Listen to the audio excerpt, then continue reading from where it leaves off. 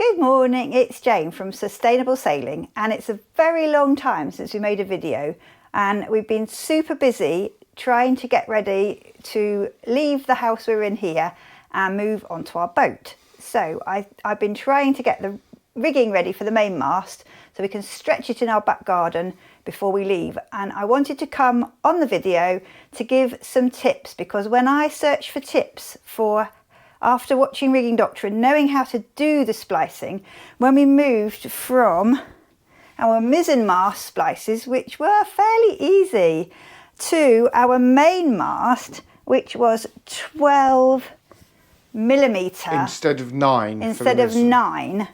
It made a big difference, and I did find a few tips, but there weren't many, so I thought we would make a video to try to offer some advice. We're definitely not experts, but next to me on the sofa I have laid out all the things that I've used to splice our main. So I've tried quite a few different fids. My preferred ones are these ones, where you push the end of your, I'm always losing them down the sofa.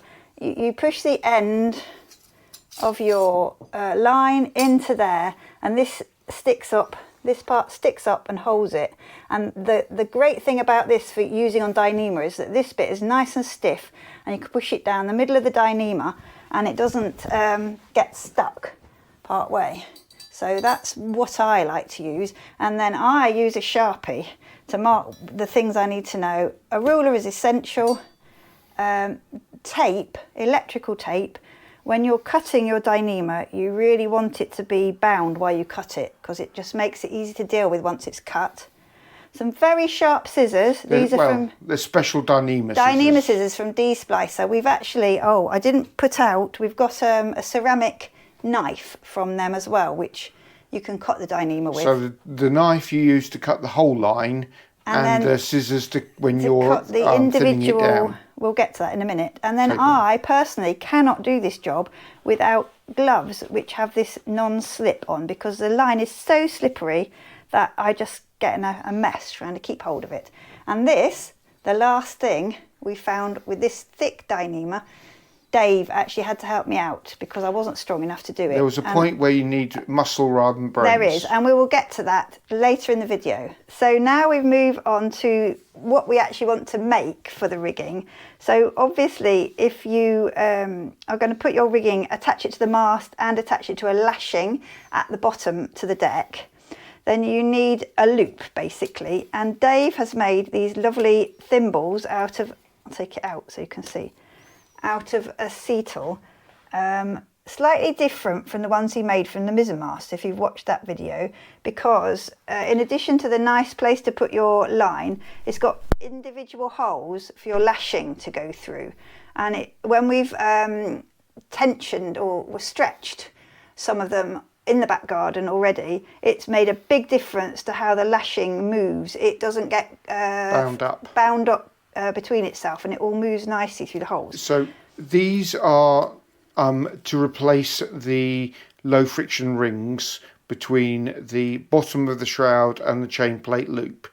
What we'd made out of acetal for the mizzen mast was tangs for where it attaches to the mast. We've still got to make those for the main mast. But in terms of the size that we want, we've got a loop which fits around it, and you don't want to come too tight. Is that visible on there? Because Dyneema doesn't like to go round sharp corners, so you want to give it length there. And then you're going to have a Mobius brummel splice, a locking one. So you need to have this complicated part where it goes through itself. And Rigging Doctor does do a lovely video to show you how to make these splices. And then you need a berry, and the berry needs to be 72 times the diameter of the line. So for ours, it came out to 86 centimetres. So I just want to show you the first stage, which I've got here ready. So I've marked here on the line, you can see where it was cut, and it's got some tape on it still. And then you can see where I've very blatantly marked all the way round, because I find if I mark one side, I cannot find it again. 86, so I know that length has got to be buried inside this other line. So when I make my loop, I give enough space for the loop to go through there and extra space here, because if it's too tight, you'll never manage it with this really stiff, thick Dyneema. I got that tip from someone else, but it's obvious once you start. So this is a simple push your short end through a hole, and you have to make sure that that hole, you should make sure that that is exactly in the middle. With this thick Dyneema, this is, yes, how many strands? it's 12 strands, but each strand is made up of 2 strands, so it's actually got 24. But if you think of them as, at this point, as 12, you can count to make sure you've got 12 on each side. 6 on each side. 6 on each side of your hole, yes. So the next thing after that you would do, if you were going to do the rigging doctor way, you make a hole in here, and you turn it. That's the tail. The tail, in the tail, and you want to try and avoid.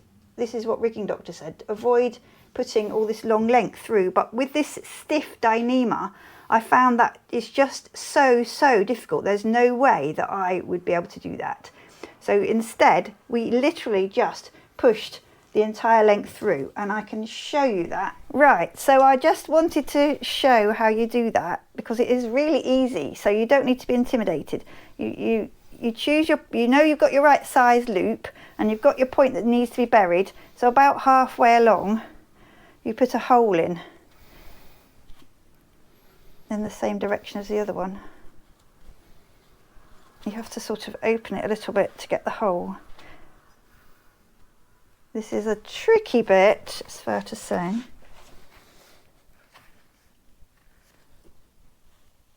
And then you have to count to see if you've got it in the right place. I found that quite difficult at first. 1, 2, 3, 4, 5, 6. I think 1, 2, that's that one. 3, 4, 5, 6. You turn it over and then you can soon tell if you've got it right. It might have been 7. 1, 2, 3, yes. That was too many.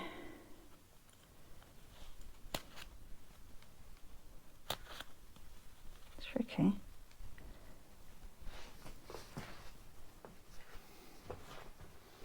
The idea, your aim should be to try not to work the threads too much, because if you get them, this is when I've been taking them out when I've been doing the tapering, and eventually they end up like that, and you really don't want them like that when you're at this stage, because if you do, it makes it so much harder. Right, so we should be right now. 1, 2, 3, 4, 5, 6, and on the back 1, 2, 3, 4, 5. Yes, so we know that's right. So that's not the right size fid. Then I have to go all the way down the end of the lounge and get the other end of this. It's 14.5 meters long, so it is a pain. It is a pain, but I have personally found that it's much less of a pain than trying to do the alternative. So I'm going to put my big fid through here. I might even put my gloves on again. Everything is so slippery. I am not very strong, and I don't have a very strong grip strength, so if I can do this, I reckon anyone can do it.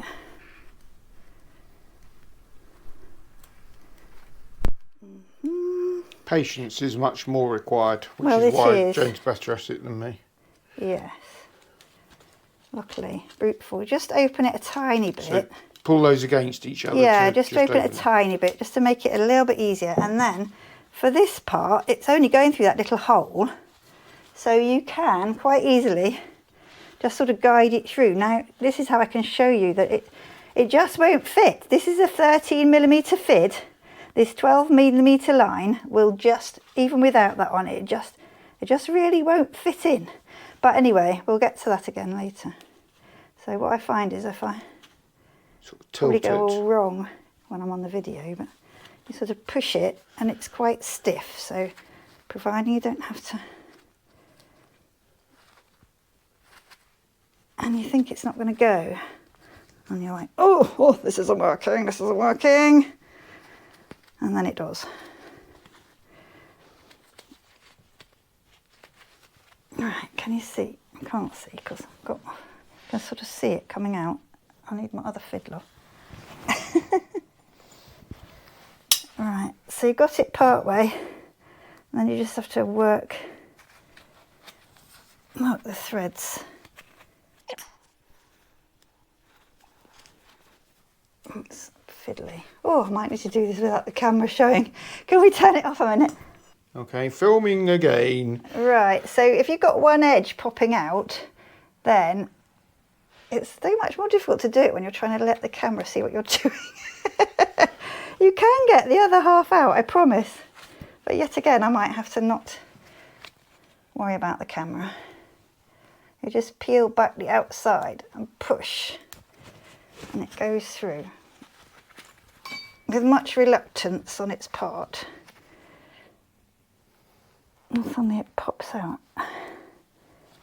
That's why it's helpful to have the tape as well, because you don't have to worry about stabbing it with your fid, because the tape's protecting it a little bit. And anyway, that very end will end up being very tapered down. Well, it will be, that's very true. There we are. You have to be a bit vicious.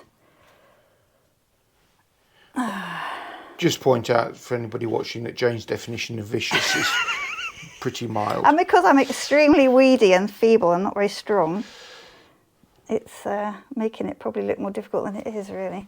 I try to do it with the least amount of interference in the... I probably need to take them off at that point so I can grab it. That's it. Okay. That's basically through. Go on, you. That's it. There you go. You're winning now. When you can see that tape. I'm always taking the gloves on and off because they're a bit too big for me. Right, so what you do is you pull it. You just pull it, and really that is not difficult. Just pulling it through is a lot easier than trying to turn the knot inside out. I think the part of the point that Rigging Doctor was making was if you couldn't get to one end because it was already fastened to the mast or something. At which Good luck with that one. I don't know how you do it. At which point we would say don't try and do it with 12mm. Yeah, well, maybe once you've done it before, it would help if you... It does help when you've got some experience, I guess. But, yeah. And maybe when it wasn't brand new. But at this point, anyway, I would definitely say... And those of you who are thinking ahead will realise that this is great on this end, where I didn't have anything on the other end. But when you get to the second end, it's not quite so easy, and I will show you that in a minute as well. I just thought I'd do all of this on the camera to show how easy it is. There are twists and things you have to try and... Ours has been sitting on the reel for many years, waiting to be done. So what you end up with is your lovely locking part, where you've got your ring or whatever it is there. You've still got the mark that shows you've got enough left to bury. And at this point, I have taken to marking this end here as well, because when you're pulling it through, it is not easy to know how far to pull it, and I think I'm going to show you that in a minute. Right. So we've untangled the next sample, and we're ready to show you that. So here I've made the loop just to where we just showed, and I've got my mark where the berry needs to start, and I've also got my mark where I think I need to bring the fid out, because as you bury it, this part gets shorter.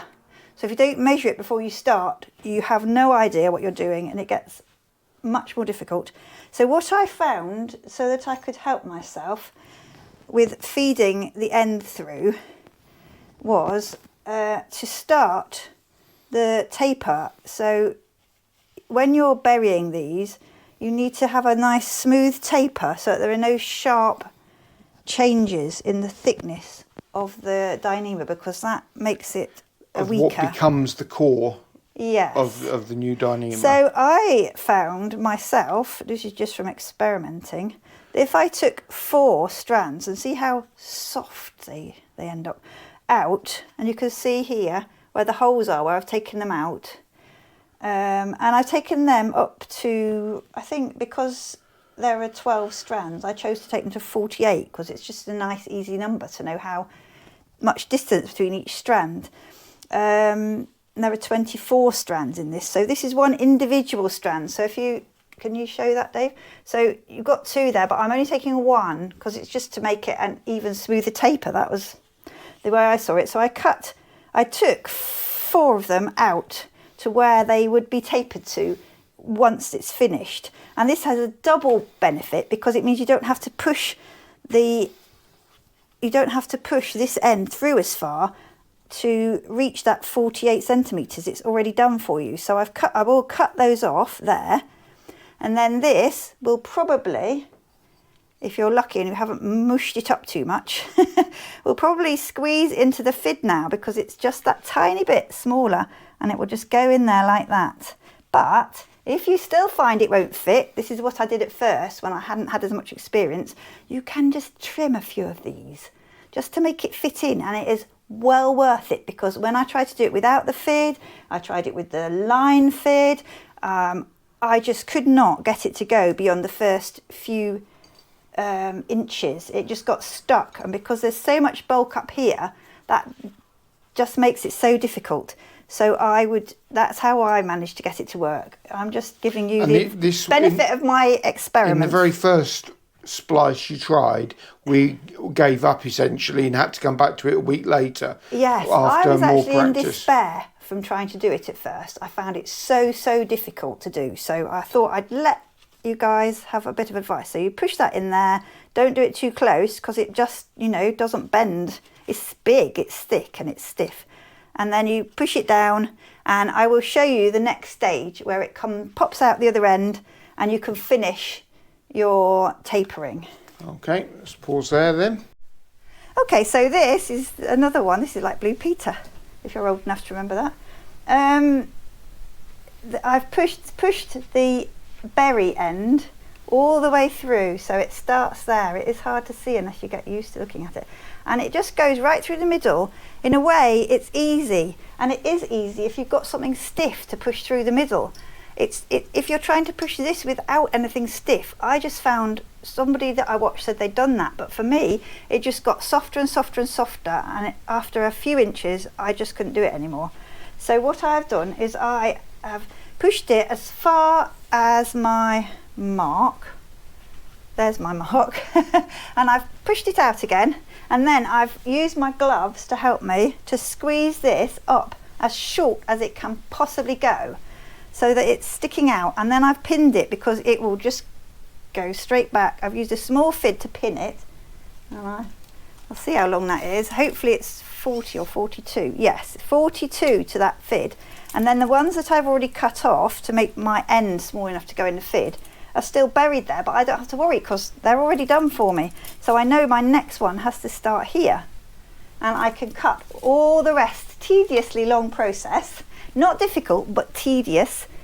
And I used another small fid to help me undo them, and every 2 centimeters I will cut one and take it out. So at the end of this you'll just have 1 2 centimeter single one sticking out. And then the best part is that when you take this fid out, and I think they said it was called milking, but when you push this back, if you've got it right, the whole thing will disappear.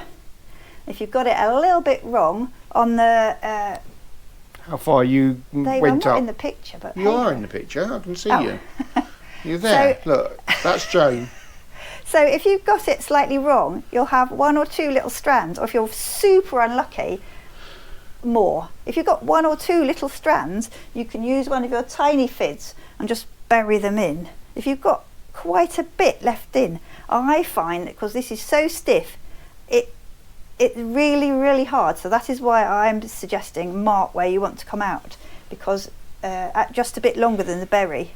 Because if you have to push in 6 or 7 strands and try and get them through here, it's hard to get them to not just bunch up into a little lump. So the key things that we've learned that make all the difference Yes. are taper the longest things before the you try longest to taper first, put so any of the berry they're in. still in there, because this will only bunch up to a certain amount. You can't bunch it far enough for such a long berry. No. And so did you say 4 tapers I first? did 4, but 4 I did tapers, 6 at first, which but is I 8, found 4 was enough. So which was 8 centimetres. it was not, it was 6 centimetres. Oh, because of the gate The ones posts, at the right, beginning, okay. yeah. So then the second tip is to have measured the length of the berry before you start burying and mark it. Don't just measure the 86, which would be my berry, Right. a little bit more, because because this is bunched up, It won't ever stretch it won't back stretch out. back to as much. It will once you're stretching it, but it does. Not when you do it by hand. You see if you try. But the other tip was by doing the partial taper, the end now fits in a fid. It will fit in the fid. I could. Yeah. Did I show that before? Yes, you I did. did. So that's Yeah. okay. Okay. Yes. So that one's ready to be tapered. So yes, and once that's pulled back, oh, it's so satisfying when it works. It all just disappears inside there, and the whole thing's ready for stretching. Now, Dave wanted me to mention, because I hadn't before, that this was quite nice actually. I say so myself, after sort of like 6 practices or 8 or however many it is. It's getting better as you do it, but it's quite lumpy. But when you stretch it to get rid of the constructional stretch, it pulls out and is really neat. It looks neater. Yeah. It looks tidier, less bulky, and this, you're obviously removing yes. the concertina here. Yeah. So that will If you pass that one, I could just. thin out. That's where after This the is berry one is where completed. it's been done, and it does look a bit lumpy. But when you stretch when it, you stretch that, this will get thinner, and become very, very stiff. We are stretching these to 2,500 kilograms for about half an hour, which is as much as we feel our stretching equipment can bear.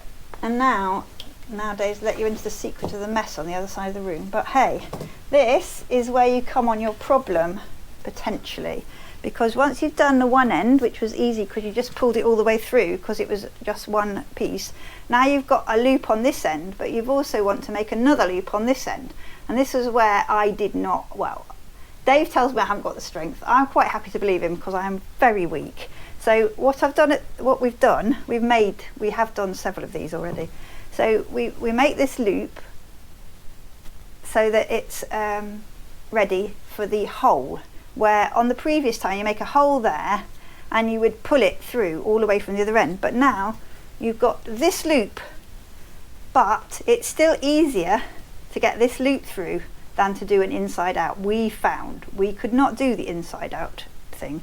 So what you do is you just make this hole, but instead of making it only just big enough, you have to make it quite a big hole and work it with the 2 fids together like this. In fact, I found a very handy dandy torch that's made of metal, which is nearly the same size as this fid, slightly bigger, and I put both of those in, and I just made the hole bigger and bigger and bigger, and eventually the hole is big enough that you can pull this. Yeah, now Dave had a little technique. Go on then. Dave had a little technique, which is where this bit of Dyneema or other rope that you've got comes in handy. So you put this through the loop, is that right? And you put you just put one strand through the loop.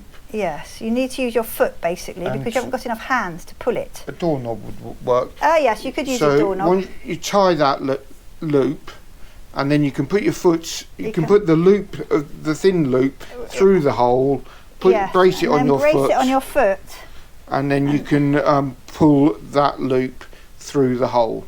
So it's hard work. It's quite hard work, and it does require a fair bit of working it, but it's got easier as we've It's technique done a bit and practice, but that's how we managed to do it. We're not saying that's the best way to do it by any means, but this is the way we found that works. In theory, you could, if you can invert it, you could pull this loop, the close to loop, through itself, but you've got a lot less space to work, and it's much harder to get the inverted hole big enough. Once it's inverted, it gets smaller, and that just makes the whole thing so difficult. And this is so close, whereas this, at least it's got a straight line.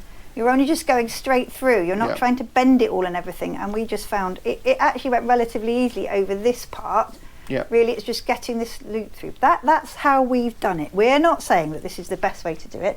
Other people can comment if they've got better ways to do it, and we'd love to know. But that's how we have managed to do it. And we Okay. have tested some of the ones that we've made, and they've Yes, been fine. we have some video that will probably come out later, or some still photos certainly, of doing the stretching of the 4 lower shrouds, which we have done so far.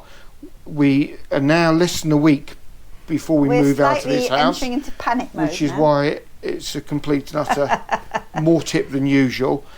And so we've got 2 backstays, 2 cap shrouds, and 1 forestay, all partially made for this video. Yes, and now I've just got to finish them and stretch them And we've just got finished and stretch. in the next few days. It doesn't take that long to stretch. We just need to wait for a day when it's not and I raining in found that Manchester. each of these loops takes me about an hour and a half at the moment, because it is just tedious process pulling and cutting all the tapering really.